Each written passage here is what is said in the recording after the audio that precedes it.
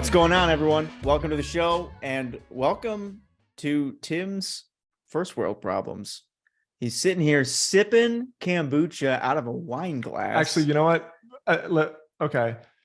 I always drink a bottle of kombucha every day. And I like to drink it out of a wine glass because it makes you feel fancy. And you may remember I had my original wine glass that my wife bought me for Christmas. And if you're watching the video, you can probably see it says Timothy's Life Potion. She got it engraved in my glass, but she bought me a really big one. And like I don't know what you call it, like the mouthpiece or whatever. I call it my chalice. It was very thin. It was super thin glass. And so I broke it. And I've been complaining about it for, I don't know, 5 months or so, because I just like to find annoying things and complain about them.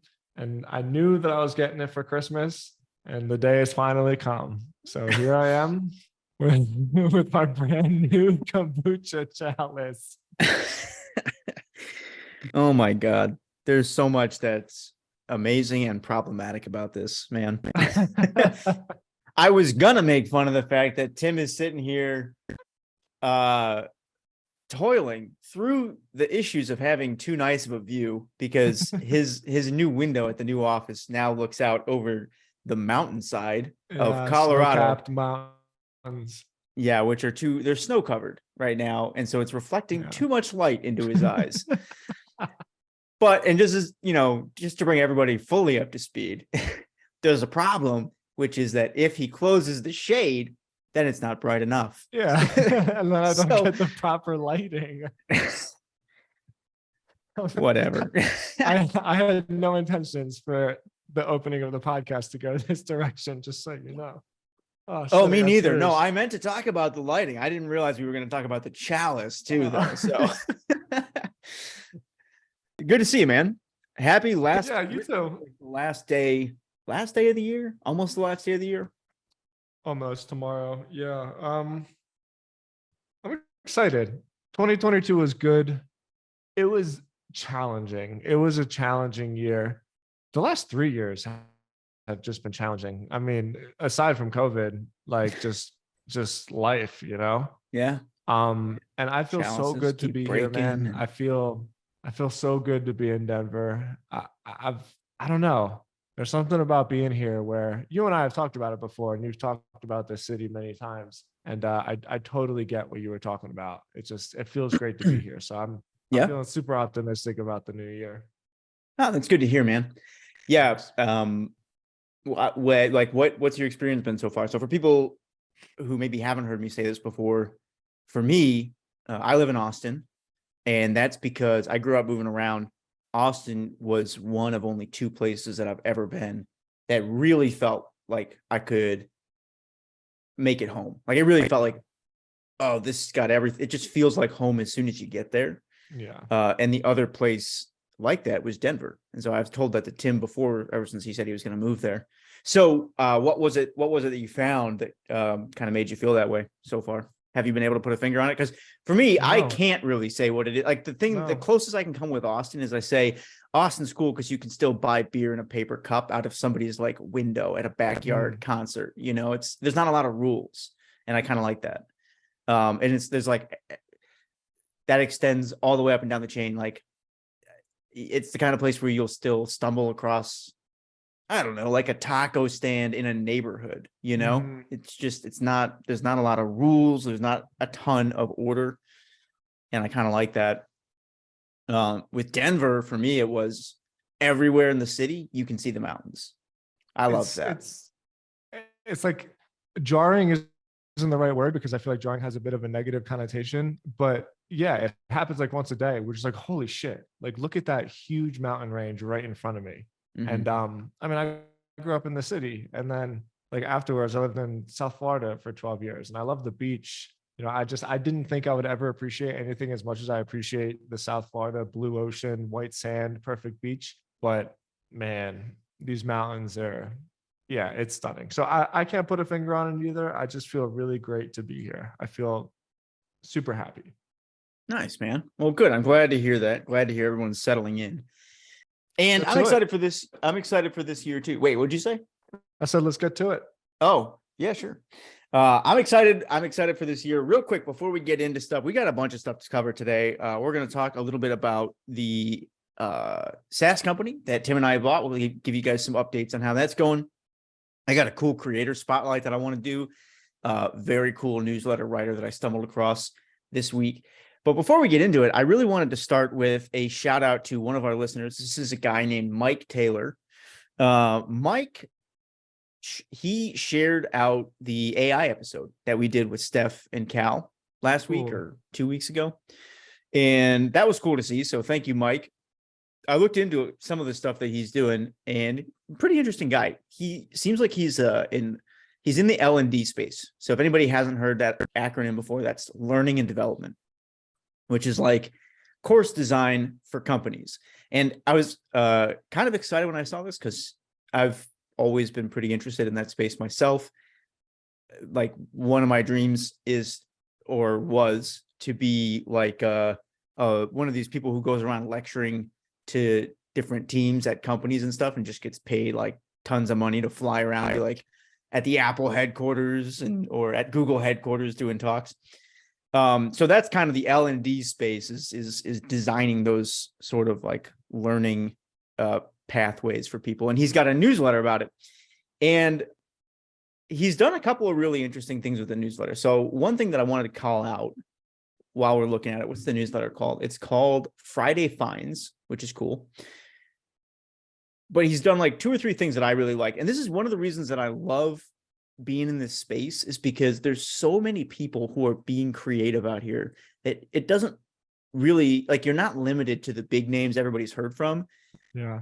You can find people who are doing really interesting creative stuff that like have never crossed your radar before. So 3 things that he did recently. He did this end of year post, which I liked a lot. It was an email that came out, and rather than just doing like a wrap up on the end of the year, he actually embedded a form straight into it. And he asked people for a little bit of feedback on the content. So it was like what did you like? What should I keep doing, stop doing, and start doing? So basically just like pretty standard feedback. But I thought it was a cool idea to embed a form like right into the newsletter and get people interacting in that way. That was pretty neat. And then 2 other things that I just noticed kind of cruising through some of his backlogs is that he always embeds like a Spotify playlist in his newsletter too. Yeah. And it's like, it's got the player right there. I love that. And I'm like, that's really interesting. Now I'm seeing this on his website, so I'm not sure if it looks the same in the inbox, but I just love that idea. I mean, I know how Tim Ferriss, not our Tim, the other Tim, puts, he'll put like a song that he's listening to in his newsletter, but I've never seen him actually embed like a Spotify playlist. Yeah. So that's kind of a cool move. And then the last thing that Mike's doing a great job of, he's got like a shitload of affiliate links in the newsletter, which is smart. And we've talked about this before. For people listening who might just be getting in like the early stages of building a newsletter audience, affiliate marketing is one of the most approachable ways to start monetizing newsletters. And it can be huge. Like, don't write this off. We've talked before about a newsletter called The Newsette here. They do $40 million a year, and a pretty good chunk of that comes through affiliate marketing for Amazon. So can be a huge business. But the beauty of like affiliate ads is that there's no real bottom threshold for how big your company has to be or how big your list has to be in order to start using them. So what I love about his setup is he markets the tools that he uses as like a professional. He's just, because his newsletters for other L&D creators. So he's like, here's how I build presentations, and here's the tool I use for this, and here's the tool I use for that. And they're all just affiliate links. Super useful for his audience, but also he's potentially making money on the back end on that. So shout out to Mike. Thanks for sharing. What's his last name? Taylor. And I can actually grab, let's see, what's his Twitter handle? Taylor. Yeah, Appreciate it's you, Mike. at Mike T on Twitter. Thanks for sharing. And yeah, just a couple of cool things that I saw in his newsletter that I haven't seen before. So congrats on all that stuff. Excellent. Thanks, Mike. Well, we have some updates with our company. As is always the case with new ventures, things go slower than you plan, expect, and hope that they would. However, I'm happy to say that by, well, I would say, so we're recording this on December 30th. I would say by January 4th, we'll be completely operational. We own all the assets now. There's two things that we're working on right now. One of them is getting over the Stripe account, because transferring Stripe accounts is actually kind of complicated, and just like a lot of steps that you have to go through for obvious reasons. And the second one is just getting the two paywalls. And here's what we're going to experiment with. I think it's cool that we're basically just going to grow this company in front of other people and let people know what it is that we're learning along the way. Here's my approach. I presented this to you, Ethan. You agreed with it, are going along with it, and we're going to see how it goes. So we're going to launch it with two pricing tiers. If you see our product, what it is it's an auto Twitter DM. And in the auto Twitter DM, there's 3 custom links. So basically, if I message you and you're not there, you can use our product to send me an auto message. And it says, like, if you want to get in touch with me, or if you want to check out my stuff, here are 3 links. And so you can add 3 custom links to the automation. We're going to have 2 pricing tiers. One of them is going to be free. And with the free tier, you're not going to be able to add a free link. And the pleasedm.me link, basically like an advertising to ourselves, is going to be the custom link. And then in the $9 a month tier, there's going to be no pleasedm.me. There's going to be no branded link, custom link at the bottom of the DM. And the user has 3 links that they can add into it. So here's what I'm worried about. I'm worried that not having the branded link, even in the $9 a month, is gonna, we're just gonna miss opportunity. But I'm hoping, and like, we'll see what happens. Like, this really is gonna be a fun experiment. I'm hoping that having the free option is going to allow us to collect so many email addresses that will make up for the miss that through just email sales and like good old fashioned marketing through email automations. And I mean, who knows, maybe we could put some Twitter guides together, like sales. I've closed a ton of deals in the DMs of Twitter. So like, I know it's a useful tool. That's my hope. I hope it works.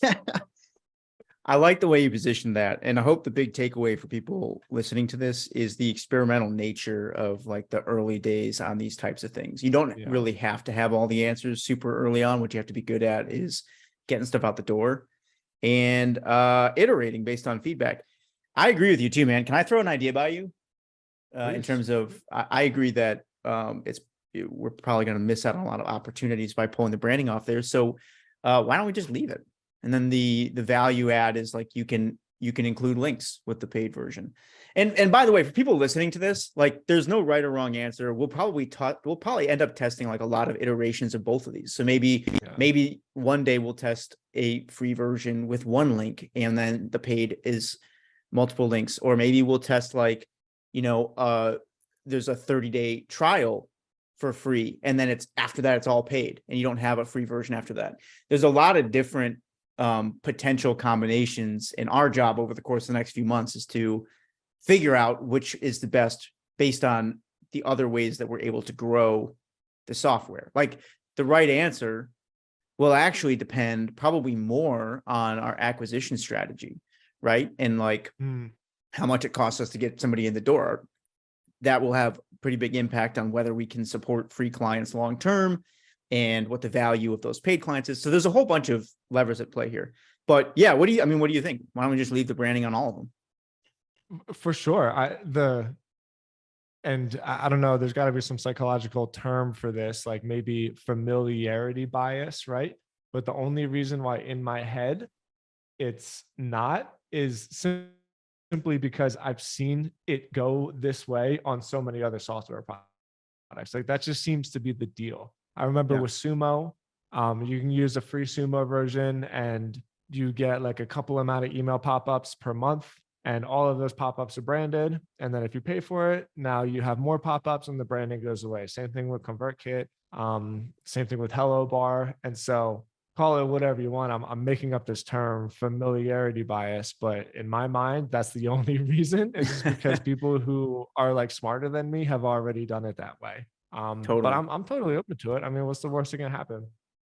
Well, so I have two thoughts about this, and a lot of this thinking is just coming on the fly. So people listening to this can take it with a grain of salt. The first thought is we can always remove it later at the same price tier without changing price at all. But we can't necessarily put it back, Yeah, you you know? can't add it. Yeah, this Good is a point. tricky thing about setting price on any product. There's like a quick, I don't know, like slogan people use. Oh, what was it? It was like, it's like up fast and ditch down, which basically means when you're starting off with a new product, you want to raise the prices fast in order to find the ceiling of what people are really willing to pay for it. And then if you have to lower the price again, you don't just decrease the price, you pull features off and decrease the price. And the reason for that is, well, hopefully obvious. Like a lot of times they're going to undercharge out of the gate. And so you need to just push the price up really quick in order to figure out what is the product actually worth to your customer base. A great example of this was what Steph Smith did when she launched that book. Yeah, the book. Are you familiar with you? I think you might have mentioned it to me. It was the No, you mentioned it to me. oh, okay. Well, the thing she did was she basically she had a limited number of seats at each price tier. And Yeah. so that created this incentive for people to act quickly. And it pushed basically, I think she set it up so it was like 15 or 30 people at each tier. And then once she sold those spots, the price went up by say $5 or $10. And it just kept doing that until sales tapered off. And then at that ceiling, she basically figured out, okay, this is about what people are willing to pay for it. And I think I've figured out where the threshold is. Okay, so you push the price up quick. And then if you have to lower it, you ditch features. And the reason you do that is that you don't piss off anybody who paid the higher price. Yeah. Right. So you're able to kind of maintain them as a customer if you want, or you can make the decision to refund some of their money or all their money or something like that. Reason number one why we might just want to keep it out of the gate is because we can always ditch it later, the branding, but it would be hard to put it back in if we decide that we kind of need it there. There was a second thought I had, but I kind of forgot it for a second, so it'll come back to me. It's reminding me of a carpenter slogan where you can't put wood back on a board.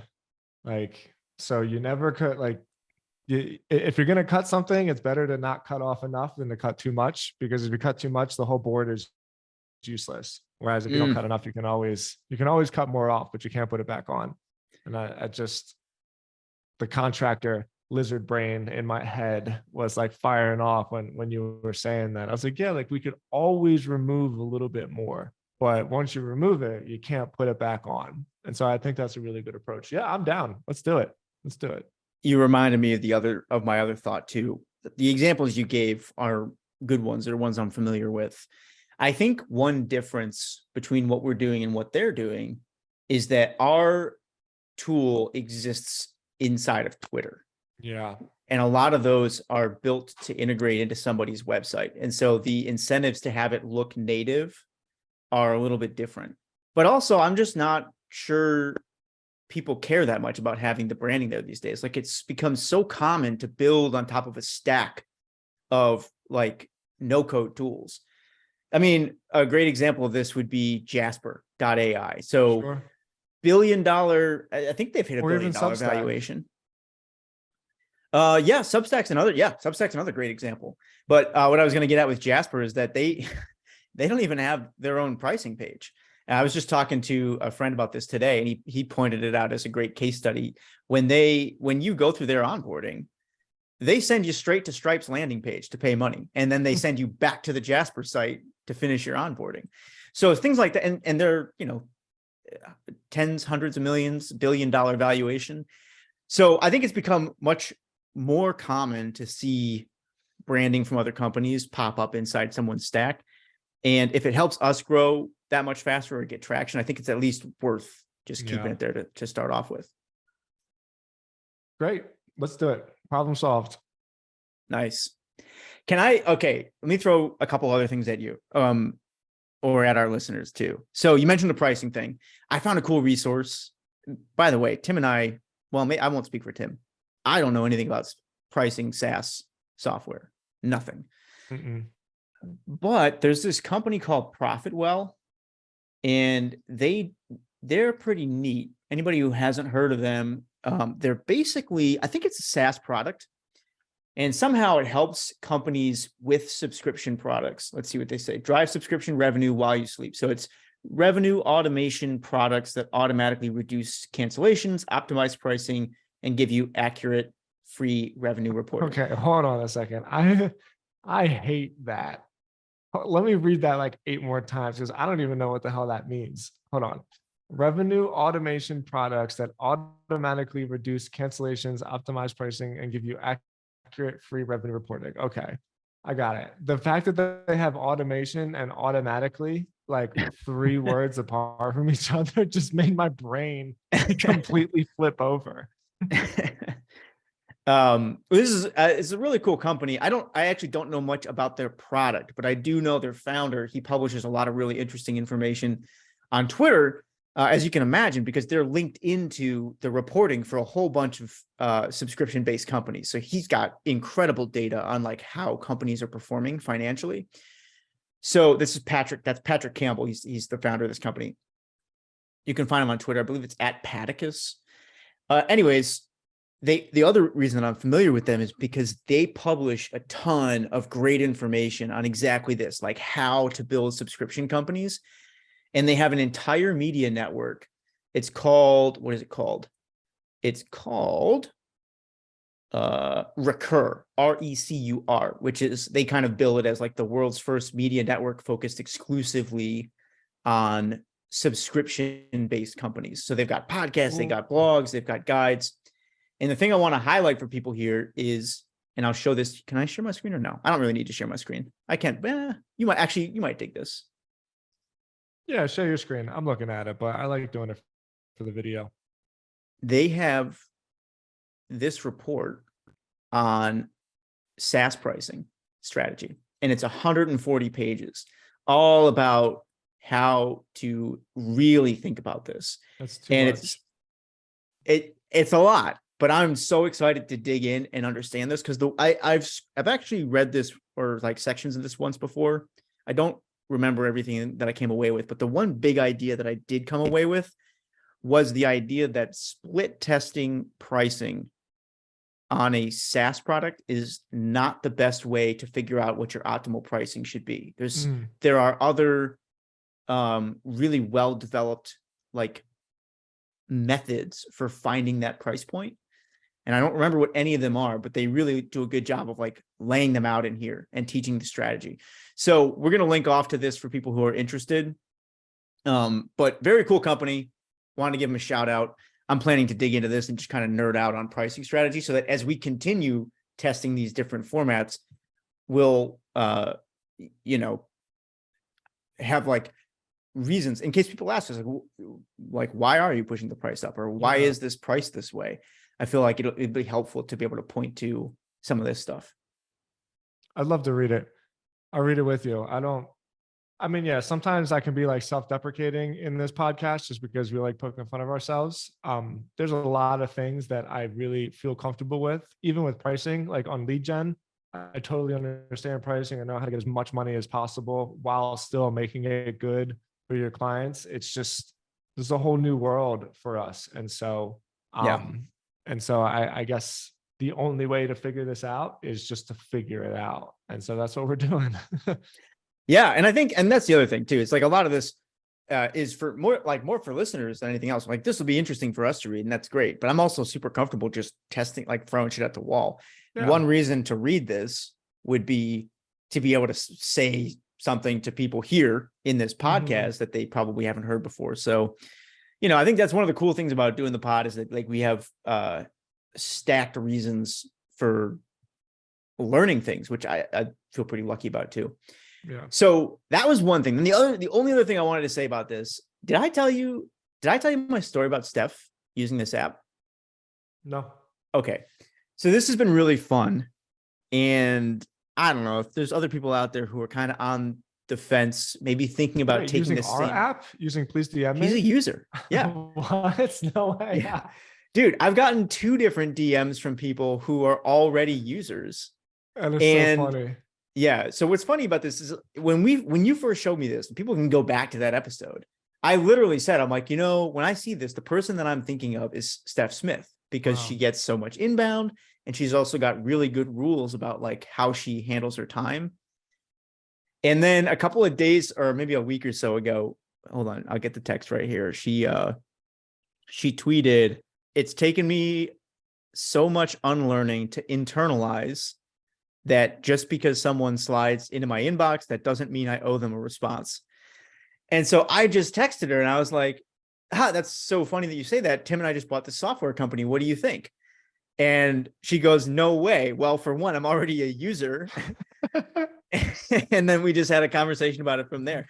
But, and I can't remember who else texted me about it too, but it's been so fun to have like just this one cool thing to kind of relate to my friends on, because like Steph's a friend, a colleague, somebody I don't get to talk to that much because we're just all really busy these days. So it's been fun to kind of have just another touch point in this world that's like a reason for people to get together and just trade ideas and talk about stuff. And so the takeaway that I think I kind of hope people get from that is like, if you're thinking of doing this same thing, maybe thinking of acquiring a SaaS company, and maybe it's something to do with your industry, there are reasons to do it besides just the money. Like there's a kind of a fun social component to it too. Or at least that's the way it's played out for us so far. So shout out to Steph. She also said, she's like, "I guess I'm gonna have to start paying for this soon, huh?" And I'm like, yep. Which maybe that's the last thing. So last thing to talk about.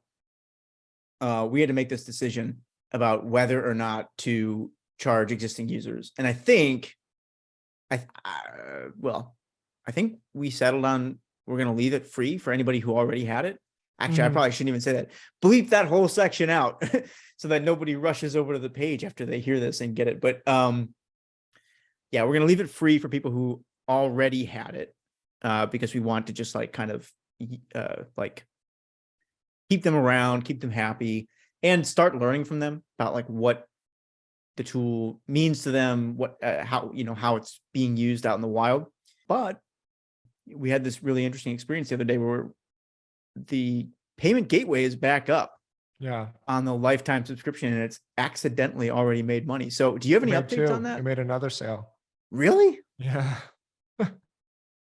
You got to start. I know. Okay, but hold on. Before we move on to the creator spotlight, I had something interesting which I can relate to about this, which is why I still think it's a good idea to leave it free for everybody. For everybody, or for the people who already, okay, for everybody that already paid, they're getting grandfathered into the free one, because something innate about people, it infuriates people when to have something that they've already accepted get ripped away from them. And I'll give you the only reason I'm saying this is because I know how much you like it when I make fun of Mighty Networks, but I had another terrible experience with them yesterday. And I'll tell you what happened. Sobriety Engine is the recovery community that is attached to Sober Nation. It's free. It's a free community. Anybody can do it. It's how I build my email list. And it's like really cool in there. Regardless, I have to pay a monthly subscription on Mighty, and my business debit card expired. And so I looked back, they sent me emails, which is fine. I didn't see the emails and my monthly payment declined. And so they put me on the free version. The first thing that bothered me is that when they did that, they deleted all of my content. Whereas typically it's like we're going to store your content, and then if you pay it, you can get it back. They didn't do that. They just deleted everything. I thought that was kind of annoying, but also my fault, so like, what are you going to do? I'm not that butthurt about it. This is the part that really infuriated me. Now that I was free, I am no longer allowed to export all of my contacts, even though they're my contacts. So all of my members and stuff like that, like I can't export their email addresses because, I want to rebuild my community. And the whole reason why I had that community was to build a newsletter. So the very first thing I wanted to do is get them on ConvertKit. And there's just a huge red arrow that says like, this is for paid members only. And so immediately I went to cancel it, and they sent me this thing like, why do you want to cancel? I was like, because you guys are hooking me to pay you for something that's already mine. And so then, of course, they sent me the spreadsheet of all the contacts, and they said like, here's your spreadsheet. Would you consider rejoining? And of course I said no. And so when we just had this conversation about making people pay who already have been grandfathered in, that was the first thing I thought about, where like at the end of the day, it's not that big of a deal. Like if I had to pay the $39 to pay for 1 month to get all my contacts back, like it's totally worth it. You know what I mean? It's not necessarily like a logical monetary decision. It's an emotional decision that exists somewhere in people where it's like, this is already mine, and now you're ripping it away from me. And I was so mad about it. I was so mad. And I think that if we did that to people, we would make them mad as well. And I don't want to do that. I want people to feel good about our product so that they don't jump on a podcast and talk shit about it like I'm doing right now. That's a perfect example. And Right? you know what? I'm usually the guy who kind of comes to the defense of, is it always Mighty Networks, or was It's it Circle at always Mighty 1.2? Networks. Okay, yeah. I usually come and defend you guys, but I'm not gonna do that this time. That's pretty rough. That's rough, right? I'll tell you, the thing that pisses me off more is the deletion of the content. That seems like whatever. I'm sure every team's got their reason for doing it, but yeah, like, what kind of content did they delete? Would you have to reset up all your like not because even courses about and stuff years like that? of content, like No, that all got deleted. it's That all can't gone. possibly The be whole thing, true. the whole structure of it, all of the spaces that I created, all the events I created, all the groups I created, was just Even if completely you gone. paid for it, they couldn't restore that. I don't know. Oh, okay. That At seems that like point, I really don't think so. I don't think so. I think the whole thing just got wiped out. all right. Well, I'm gonna leave it with a maybe, because that to me seems insane. Like We you'd can have to say have maybe. a flak jacket. You have to whoever the creators would have to wear a flak jacket everywhere they went if they messed with that many Yeah. networks. It could be a maybe. I don't know. I don't want to put that out for sure, but Yeah. 100%. And then when they tried to get me back, I emailed them and said, like, I'm canceling simply because you're holding my own contacts hostage over me. And like, I'd rather lose 5,000 contacts than pay you $40 right now, which is completely illogical. But it's just how deep that goes, Yeah. And Yeah. I don't want to No. do that to our people. That's understandable. Okay, so if that's the case, takeaway there for people is, how emotional some of those decisions are. Yeah, great point. So that is the update on please DM me. We'll see where it goes next. Yeah.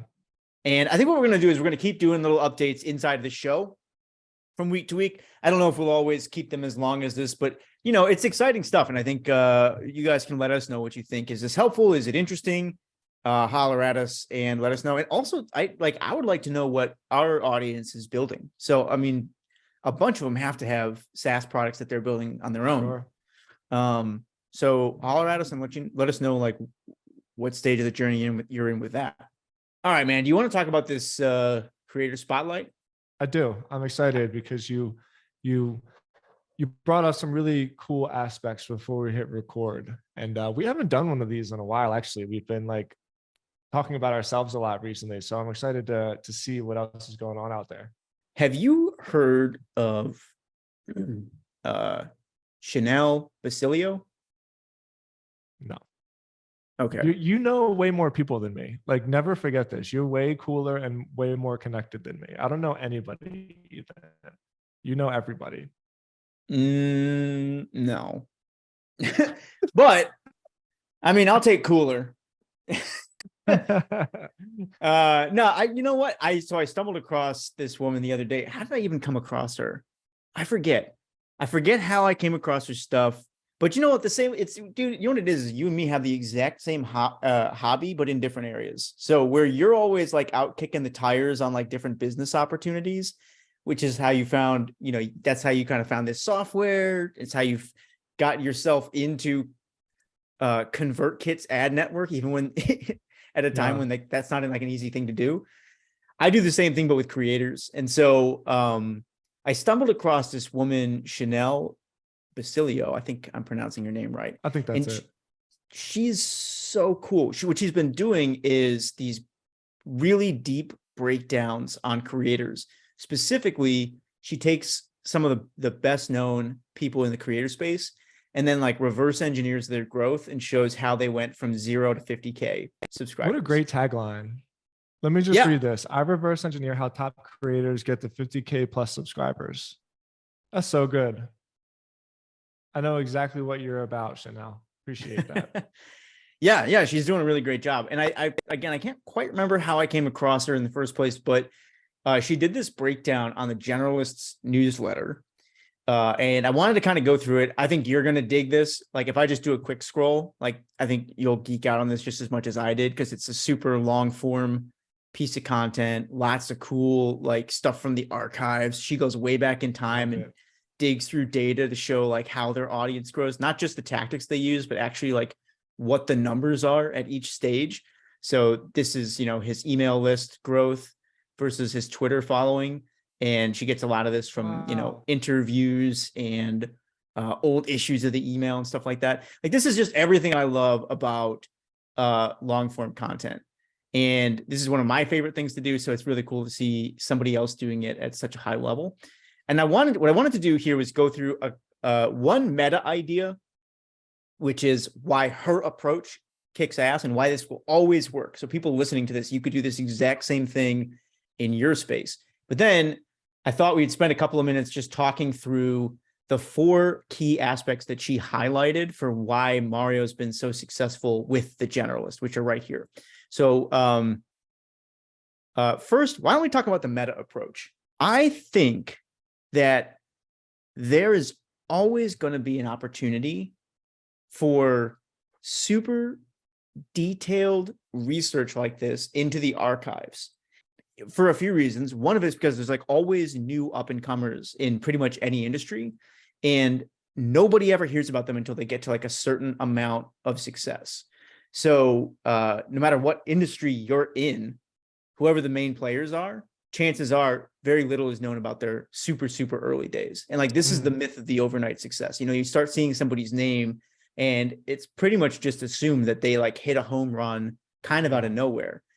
But if you really take the time to dig into the archive and go through like how they actually came up, what you'll often find is 2 things. 1, it took way longer than most people realize. And 2, if you really know where to look, there's a whole bunch of cool stories you can surface about what really made the difference in their growth. So I love this approach, and it's one that I think will never, ever get old. It's like, it's infinitely repeatable across industries. And I think it sounds like Tim agrees, just based on. Certainly. I'm nodding my head. Yes. When you say across industries, that was actually where my brain went, because it made me think of sports with Huddle Up. A lot of the content that Pompliano, I know, but huddleup.substack.com, that's his newsletter. I think it's Joe Pompliano. I've never met him or anything. I've read a couple issues. A lot of the stuff that he writes is about, for lack of a better word, like founder stories or like personal stories about how it all started for this person, this league, this like situation. And it's always like very, very intriguing. So I agree. When you said across all industries, that was the part that really made me go like, oh yeah, like you really can take this approach and apply it to anything. Yeah, it works. It literally works for everything. And one of the other reasons this is so successful is it takes a lot of time to do it. And so Yeah. 99% of the people who even report on these industries will never do it. So like, what are examples of this? We're not just talking about, if you were to take Chenell's approach, what she appears to do is she will sit down and like pull all the interviews that somebody's done, right? Text, podcast, whatever, and go through them and combine insights. And what's really interesting about that is that people are willing to share different things at different points in their journey. So by going through a series of interviews, rather than maybe just like one or two stories about how somebody grows, you get a much more well-rounded view of their picture. I do this a lot with companies at Trends too. And the reason I do it is because most companies are not willing to share their current revenue, but they'll share last year's revenue. So if you just pull, interviews with the same company over the course of the last like 5 or 6 years, you can actually plot how their revenue grows year over year. And like they don't hide the same information over time.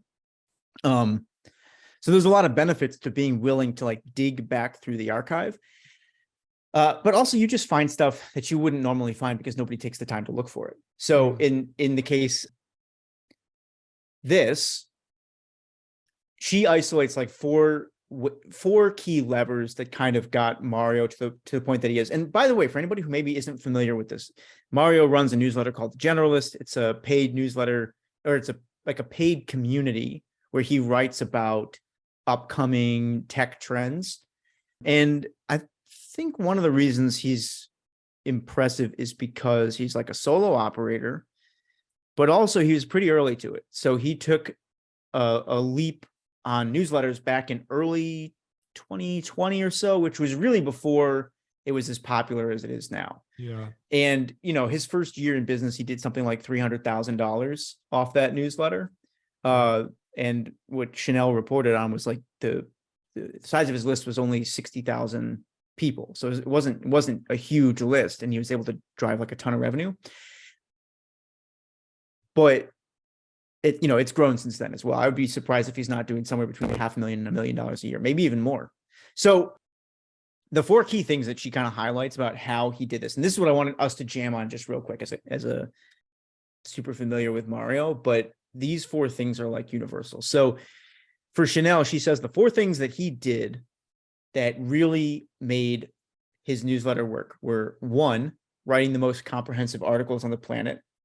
That's a little gratuitous, but like he does do like really super deep dives. He uses collaborations to amplify the quality and the reach of his content, which is pretty cool. I'll dig into that in a second. He's become a super connector, which involves more about how he treats his audience rather than anything that he does outside of it. And then there's a cool tactic that he uses in the newsletter called the puzzler, which drives engagement through the roof.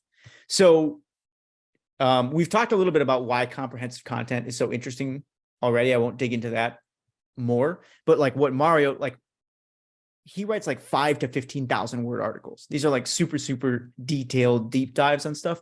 And again, the point to drive home there is just most people are never going to take the time to do it. So if you are the person who's willing to go that deep in your industry, you will always start to find people who want to read it. And I think there's a little bit of a hack there too, which is you get a lot more respect quicker for writing those kinds of deep dives because people in the industry understand how much work goes into that. I don't know. Do you agree with that? Absolutely. I mean, so much so that I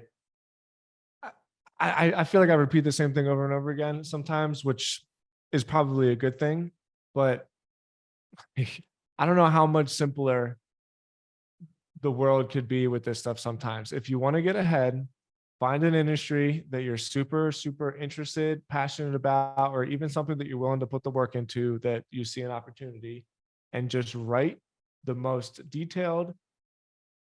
I don't want to use the word long form because it's not necessarily about making content for the sake of making content, but just write something that is so remarkable. Even if only a few people see it, those few people have to acknowledge how much work and how much value it brings. You know, Mhm. there'll never be a better way to do it than to, even if you do one a month, you know, if you can somehow get 10,000 words a month in and just write ridiculous long form guides that aren't fluffy, are to the point, and are valuable about anything. It's just like you will get ahead. There's no way that you can't get ahead because somebody's going to find it and it'll make an impression on them. Well said. And by the way, this is one of the reasons that I don't spend a lot of time focusing on growing my Twitter following. We joked about this last week, but like It's I true. yeah, I didn't put a lot of effort into growing Twitter this year. I think I added a total of 1,000 like followers. And there's a few reasons for that. One is because I don't place a ton of value in follower count, even though there is value there. It provides a lot of clout. But for me, like the real value of Twitter is, can you get the work that you want when you want it? And I already have more people than I can manage reaching out just through the long form content that I do publish there, that it's very, I don't know, it's like tempting for me. I turn Twitter off. That's the first thing that goes for me, because it's, as soon as I turn it on again by publishing more long form stuff, I get a whole new batch of inbound messages. So in the back of my mind, I know it's like, I could grow this. I'm not really sure what I would do with it if I did grow it. And so I don't, but I do know that I know how to turn it on if I ever needed to, I think, which is why I don't focus on it that much. But all of that speaks directly to your point of, the only reason I get that is because the only stuff that I really publish on Twitter is shortened versions of super long form research. Yeah. And it doesn't take many. It took like one really good piece Yeah. to turn that tap on. And you only need like one or two people reaching out to you with work per month to build like a pretty good business off of it. I've never really tried with consulting in the newsletter space, but I totally agree. That long form work, you don't need a lot of it in order to get the kind of outcome that you really want in terms of money, dollars. Yeah. And there's just as much of an argument to say that, like, what's the expression that I use sometimes? Don't use social media to build a business, and then grow your social media. You know, like if you want Twitter followers, the best thing to probably do is create some kind of remarkable website where people are going to be interested in the other aspects of you. Scott Galloway comes to mind, where his newsletter, No Mercy, No Malice, I think it was called, Yep. is how he got all of his followers, because he would just write like one long form newsletter a week. Or what's the other guy? The professor guy. Oh, Adam Grant. Yes, thank Wait, you. is he the guy? Did he write? That's definitely who you're thinking about. He's the only other Thank famous. you. Thank you. Thank you. Thank you. All right. For people who are just edit that in there rejoining somewhere. us. Yeah. Okay. So I forget what we were talking about there. I have no idea what we were talking about. So long form works well. Comprehensive content always going to work well. Yes. The three other things that she mentions was his collaborations, his ability to be a super connector, and his engagement strategies. So real quick with the collaborations, here's a smart thing that I didn't think about. This guy, Mario, will co-write articles with subject matter experts across the industry. So what he'll do is he tweets about a topic that he wants to write about, and then people will reply with, you know, either their thoughts or like credentials. He'll kind of sift through the internet of his or his audience to figure out who knows the most about this thing. And then he sets up a call and all of them work together to figure out an outline, and then everybody goes off and they write their respective pieces, and he kind of curates the whole thing. Right. That's so cool. Yeah. And so that results in two things. First, incredibly comprehensive content, which we've covered before. But second, when it comes time to then share the content, he's getting reach of all those people as well, which I thought was just super smart. I love that. You know, that kind of ties into this third thing of being a super connector. The big thing that Chenell mentions about this is that inside the private community that Mario runs, he links up every member with at least one other member once a month. Now, I don't know how he does this, but if I had to guess, I would hope he's using an app for it. I mean, maybe he's doing it manually, but there are apps that can do this like automatically, like Donut. The apps kind of suck sometimes because it's not as personal. And sometimes you like whoever you get connected with, they don't care, so they don't respond. But for people thinking about this, we've talked before about the difference between an audience and a community. The difference is an audience is a one-way communication stream, or it's you to them to you. A community is you to them to you, and them to each other. So linking members of your community up is what makes it a community.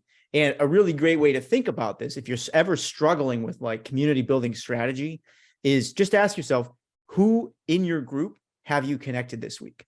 And that's it. If you just start there, that's like the most important part of community building. And if you just kind of go back to that place, that will clarify what the priorities are for building a community at any given point in time. Just connect two people in your audience who should know each other. That's community building. That's all you need to know.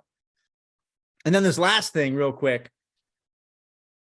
is the puzzler. This is part of his engagement strategy. And I love this. So basically he will include some sort of like brain teaser in the newsletter and ask people what they think the answer to it is. And then they write in.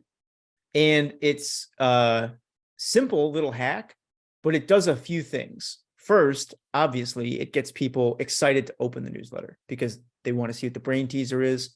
They also maybe want to see if they got it right the last week.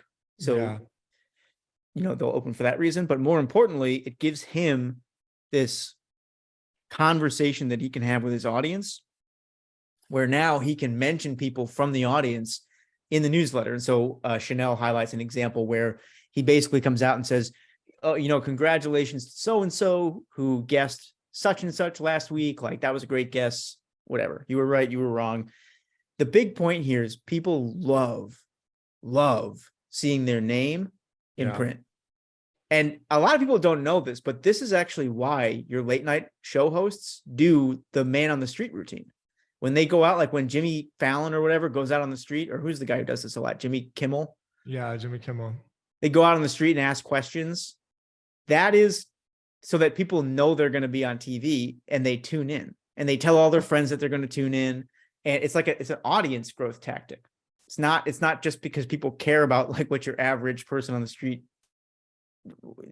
thinks the answer to a riddle is. I never thought of it that way. Yeah. So what is, other than the puzzler, what is a man on the street tactic that we can all apply to our newsletters? It makes me think of my own newsletter. There's nothing about this that I do. I don't do any kind of engagement. I write my stories and that's it. Yeah, man. What else can I do? So there's a couple. We do a version of this here. Like, one of the reasons, we do shout outs at the beginning of every episode. And again, that's not like, there's only one shout out. So I don't know how much people tune in just to hear their own name. I don't really think that's it, but it's important to have that two-way conversation with the audience and like make sure that people are seen and they know that when they do things, we notice, right? So I'm not sure if you do a version of that. I would guess that you probably do, but the big takeaway there is like, doesn't have to be a man on the street thing. Just pay attention to what your audience is doing and shout them out for that. So like Sam was always really great at this with trends. What he used to do is if something funny happened, even if there was a problem, people wrote in with a complaint or something like that, he would mention people by name in the newsletter, never in a bad way, but like when the first issue of Trends went out, his personal phone number was accidentally mentioned. Like it was attached in the address at the very bottom of the phone number. And so a handful of people called him, and that's a problem when you have like hundreds of thousands of people getting an email. So he took it out of there, but mentioned it in the top of the newsletter and said, oh, when we sent the last issue, like I accidentally attached my phone number, fix that. But hey, John and Kara, like in California, it was great chatting with you, So just like little mentions like that.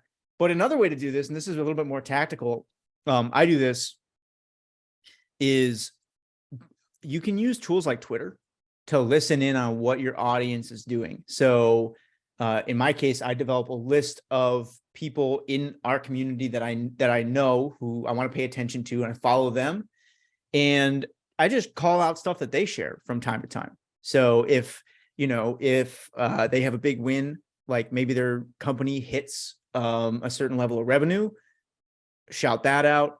Or if they get mentioned somewhere by somebody else and it's like a big deal, shout that out. You can do this with Google alerts too. You can set Google alerts for certain members of your audience.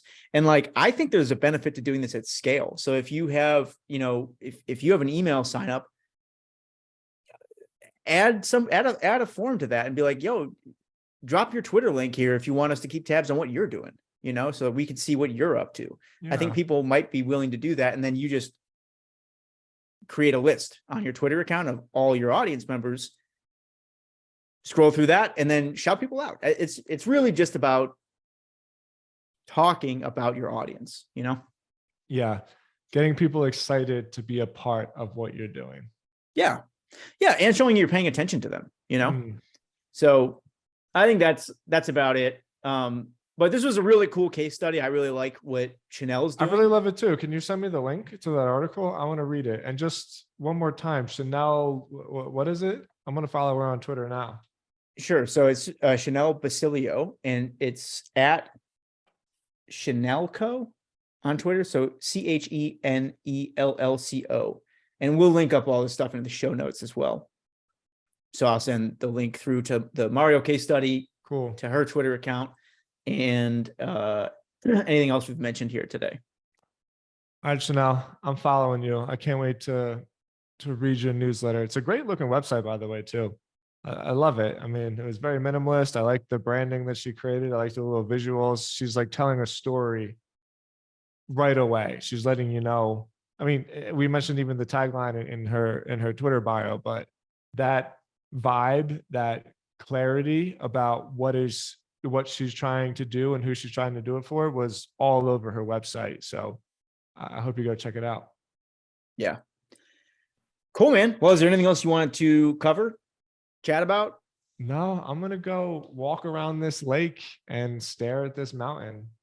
Make sure you put some shades on, because I know the snow can be real reflective right now. I'm picturing Tim walking around the lake with his chalice of kombucha in his hand. Just sunglasses. Oh God, I know. And the neighbors are like, man, too, because my life is like so routine, almost to the point where I've eliminated like all decision from my life completely. And so if there's something that you can picture me doing, like there's a high probability that I'm already doing it, because I don't veer from the path, So yeah, that's a good visual, but it's not far from the truth. Chalice walks. Yeah. All right, everybody. Well, thanks for tuning in. Thanks for checking out these websites that we mentioned, the creators we mentioned.